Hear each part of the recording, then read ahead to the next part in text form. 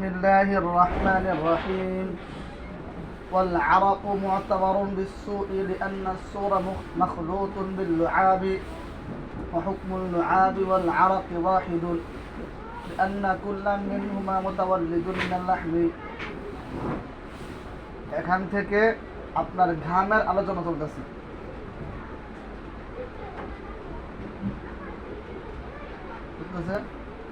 ঘাম আর উচ্ছিষ্টে দেই এটা হুকুম একই। কারণ হচ্ছে ঘাম তৈরি হয় গোশত থেকে, আর ঘামের থেকে তৈরি হয় উচ্ছিষ্ট।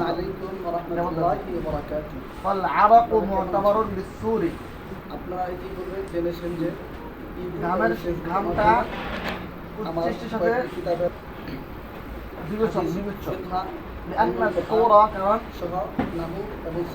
উচ্ছিষ্টটা মাখলুতুন বিল লুআবি লালাযুক্ত।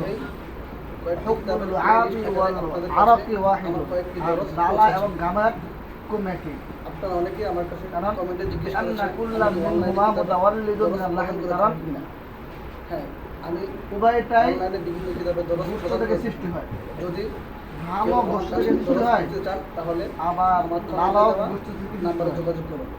আসসালামু আলাইকুম ওয়া রাহমাতুল্লাহি ওয়া বারাকাতুহু। যদি বলা হয় ইয়াজিবু আল্লাহ ইয়াকুনা বাইনা সুরি মাকুল লাহাম গায়রিল মাকুল লাহাম ফারাক, যে যেগুলো গোশত খাওয়া হয় এবং যেগুলো গোশত খাওয়া হয় না এগুলোর মাঝে কোনো পার্থক্য না হওয়া উচিত ছিল।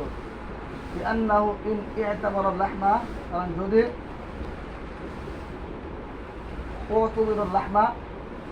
যদি গোশতকে বিবেচনা করা হয় লাহমু কুল্লু মিনহুমা তাহির কুল্লু ওয়াহিদিন মিনহুমা তাহির, তাহলে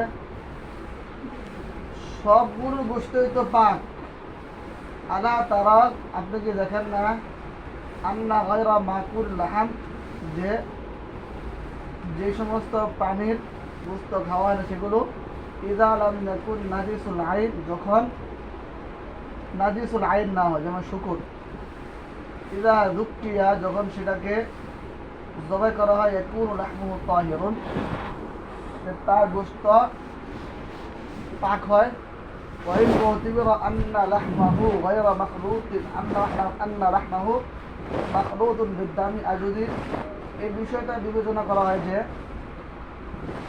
তার গোশতটা রক্তের সাথে মিশ্রিত, ফামাকুল লাহম গায়রুহু ফি যালিকা সাওয়াউন, তাহলে তো দেখা যায় যেগুলো গোশত খাওয়া হয় এবং যেগুলো গোশত খাওয়া হয় না উভয়টা সমান।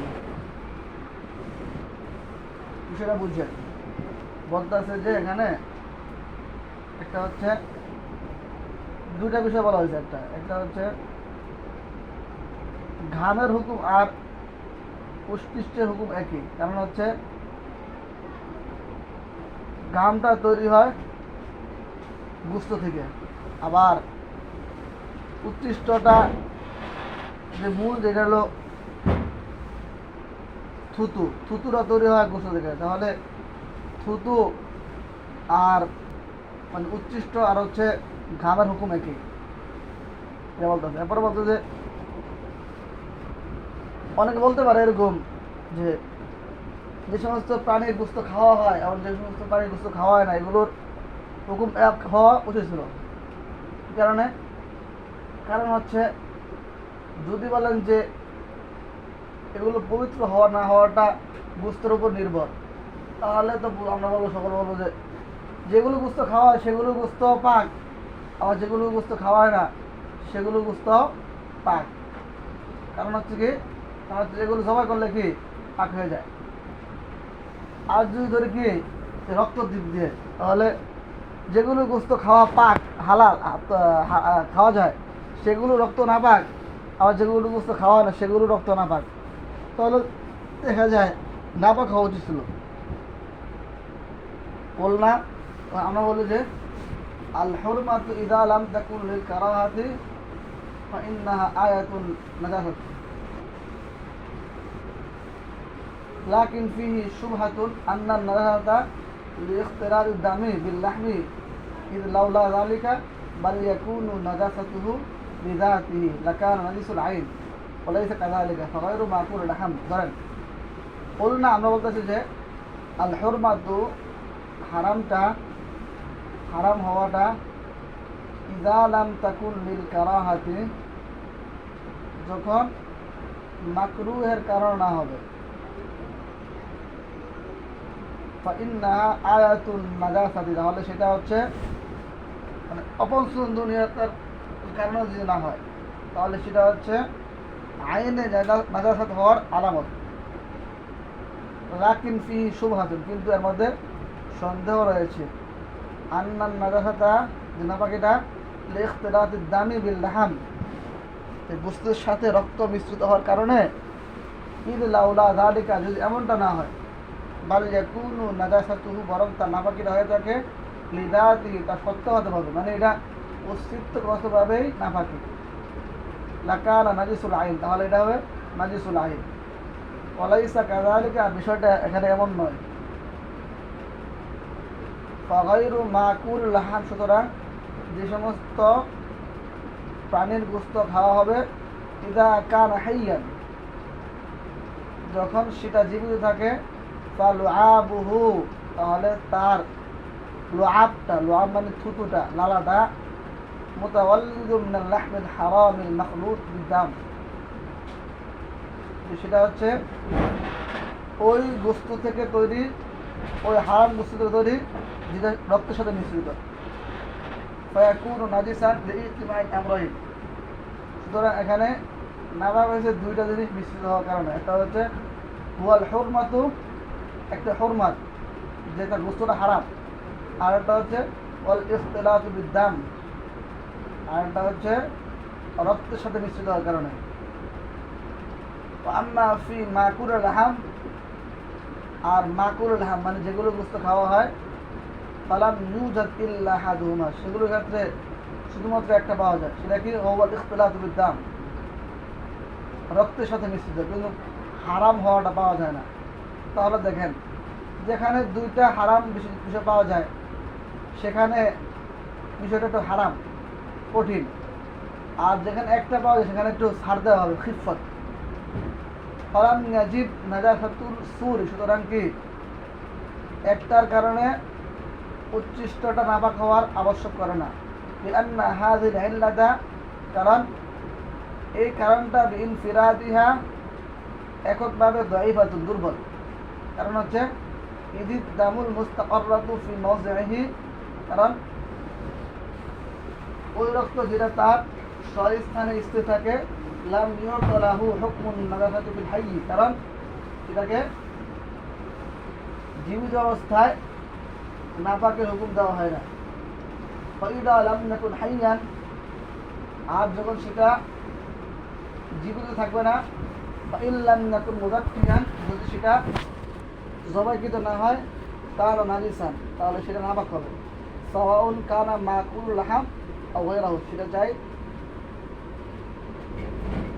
এমন হোক যার গোশত খাওয়া হয় অথবা খাওয়া হয় না। লিআন্নাহু সারা বিল মাউতি হারামান, কারণ মৃত্যুর কারণে সেটা হারাম হয়ে গেছে। ফাল হুরমাতু মাওজুদাতুন, তাহলে এখানে দেখা যায়, দেখেন মাকুল লাহাম ও গায়রে মাকুল লাহাম, উভয়ের ক্ষেত্রে হুরমতটা বিদ্যমান আছে, মা ইখতিলাতিদ দাম, রক্তের মিশ্রণের সাথে, মানে এখানে দুটো আছে, একটা হচ্ছে হারাম হওয়া, একটা হচ্ছে নাপাক রক্ত মিশ্রিত হওয়া। ফায়াকুনু নাজিসান, তাহলে সেটা নাপাক হবে। ওয়া ইন কানা মুযাক্কিয়ান, আর যদি সেটা জবাইকৃত হয়, কানা তাহিরান, তাহলে সেটা পাক হবে। ওয়া আম্মা ফি মাকুল লাহাম, আর যেগুলো গোশত খাওয়া যায় সেগুলোর ক্ষেত্রে, ফালিআন্নাহু লাম ইউজাদিল হুরমাতু ওয়ালা ইখতিলাতুদ দাম, কারণ হচ্ছে হালাল পবিত্র, কারণ কি এখানে হুরমত পাওয়া যায় না এবং নাপাক রক্তের মিশ্রণ পাওয়া যায় না। আম্মা ফি গায়রি মাকুল লাহাম, আর গায়রে মাকুল লাহাম মানে যেগুলো গোশত খাওয়া হয় না সেগুলোর ক্ষেত্রে, ফালিআন্নাহু লাম ইউজাদিল ইখতিলাত, কারণ এখানে নাপাক রক্তের মিশ্রণ পাওয়া যায় নাই। অল হুরমাতু মাওজুদাতুন, তবে কি আছে এখানে হারাম হওয়াটা বিদ্যমান আছে। গায়রু কাফিয়াতিন ফিন নাজাসাতি, কিন্তু এই হারাম হওয়াটা নাপাকের ক্ষেত্রে যথেষ্ট নয়। আলা মা মাররা, যেমনটা সামনে অতিবাহিত হয়ে গেছে পিছনে, ইন্নাহা তাসবুতু বিইজতিমাইল আমরাইন, কারণ হচ্ছে নাপাকিটা সাব্যস্ত হয় দুইটা জিনিস মিলিত হওয়ার মাধ্যমে। বিষয়টা বুঝছেন? বিষয়টা হচ্ছে এরকম যে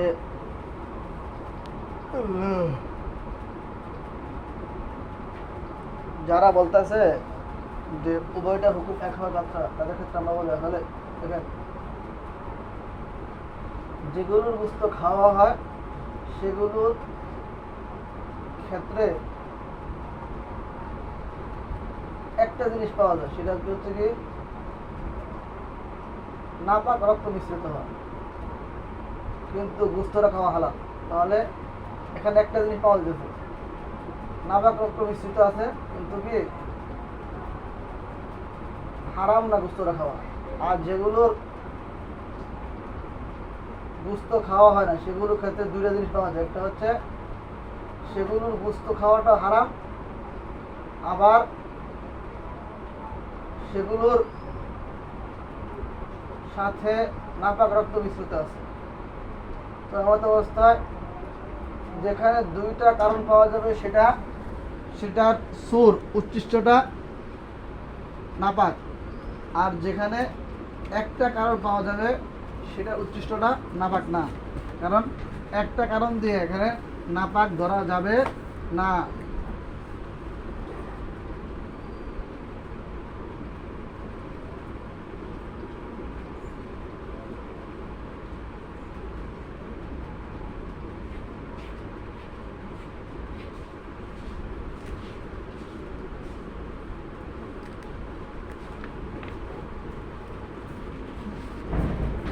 ধরেন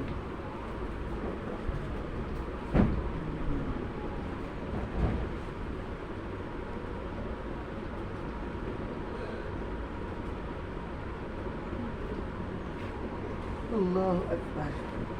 তো এখানে চারটা সূরত বলতে মানে যদি একটা হচ্ছে প্রাণীটা এমন হবে যার গোস্ত খাওয়া হয়, এক নম্বর। আরটা হচ্ছে প্রাণীটা এমন হবে যার গোস্ত খাওয়া হয় না। আবার প্রত্যেকটা ক্ষেত্রে দুটো সূরত, একটা হচ্ছে জীবিত বা মৃত। তাহলে চারটা সূরত, যে প্রাণীটার গোস্ত খাওয়া হয় হইয়া জীবিত মৃত, দুই সূরত। প্রাণীটা গোস্ত খাওয়া হয় না, এখানে আবার দুই সূরত, জীবিত আর মৃত। তো যে প্রাণীর গোস্ত খাওয়া হয় সেটা জীবিত হইলে এখানে কোনো স্রোত পাওয়া যায় না, মানে সেটার গোস্ত খাওয়াটা হারাম হয় না, আমার এখানে নাপাক রক্ত মিশ্রিত নাই, কারণ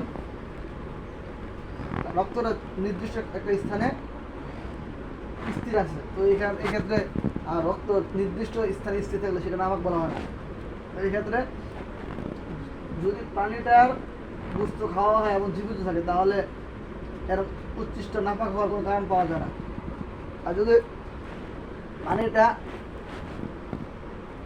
এমন হয় যার গোস্ত খাওয়া হয় তবে সেটা মৃত, তাহলে তার উচ্ছিষ্ট মৃত, কারণ হচ্ছে এখানে মৃত হওয়ার কারণে সেই প্রাণীটা হারাম হয়ে গেছে।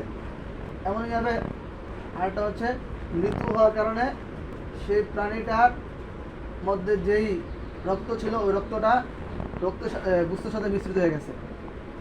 তো এখানে হদ পাওয়া গেছে, আরেকটা হচ্ছে নাপাক রক্তের মিশ্রণ পাওয়া গেছে। এই হলো 2 নম্বর স্রোত। 3 নাম্বার হচ্ছে এমন প্রাণী যার গোস্ত খাওয়া হয় না, এমন তো বস্তু যদি সেটা জীবিত থাকে।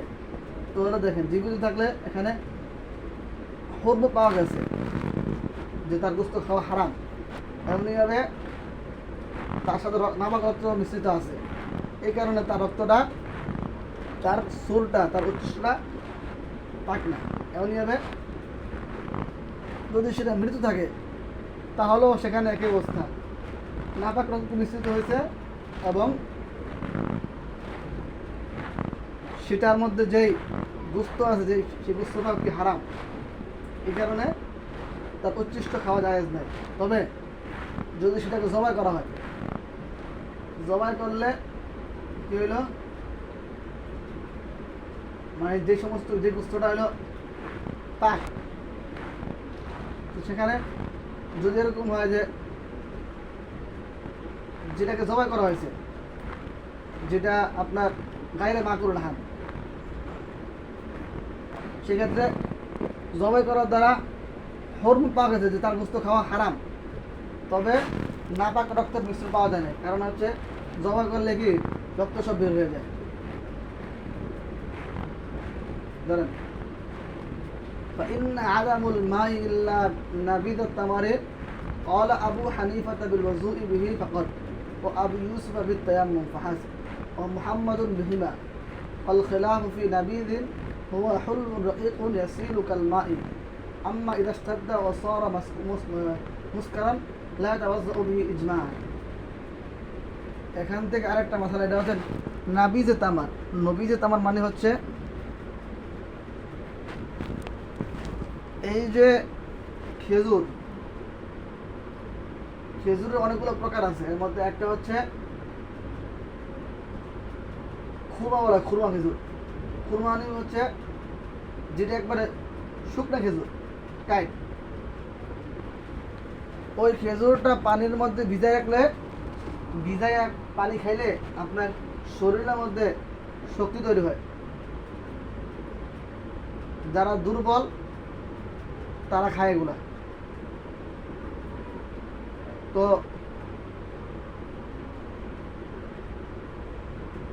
ওই পানিটার মধ্যে যখন খেজুর ভিজায়, তো খেজুর ভিজাইলে প্রথমে একটা অবস্থা সৃষ্টি হয়, একদিন রাখলে, 2-3 দিন রাখলে আরেকটা অবস্থা সৃষ্টি হয়, 5-6 দিন রাখলে আরেকটা অবস্থা সৃষ্টি হয়।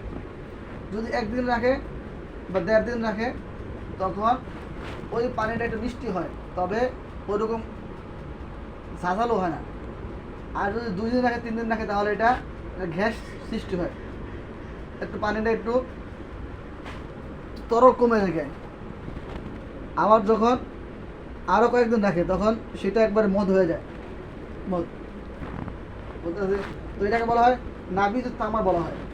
তো এখন যদি এমন হয় যে কোনো ব্যক্তির কাছে কোনো পানি নাই, উজু গোসল করবো, কিন্তু তার কাছে নাবিজ তামার সত্যতা, মানে তার কাছে এমন কিছু পানি আছে যেগুলোর মধ্যে কি খেজুর ভিজানো আছে। আরবরা এটা বেশি খায়, কারণ আরবরা হলো শক্তিশালী জাতি। তো এক্ষেত্রে কি হুকুম বলতেছে, যদি নাবিজে তামারটা যদি এরকম ঝাঁঝালো না হয়, গাঢ় না হয়, তাহলে হুকুম হচ্ছে فإن عدم